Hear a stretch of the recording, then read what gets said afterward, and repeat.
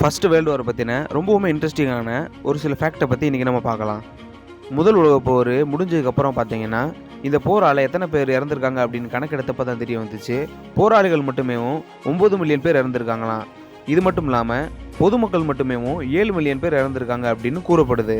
முதல் உலகப் போர் முடிஞ்சதுக்கப்புறம் பார்த்தீங்கன்னா, ஜெர்மனியில் மிகவும் குறைவான ஆண்கள் தான் இருந்திருக்காங்க அப்படின்னு கூறப்படுது. அதாவது 3 பெண்கள் இருக்க இடத்துல ஒரே ஒருத்தருக்கு மட்டும்தான் கணவன் கிடைக்கிற வாய்ப்பு இருந்திருக்கு.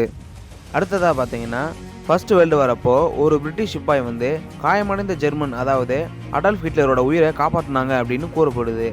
அவர் மட்டும் அன்றைக்கி அவரை காப்பாற்றலை அப்படின்னா 2வது வேர்ல்டு வாரே வந்திருக்காது அப்படின்னு தான் சொல்லணும்.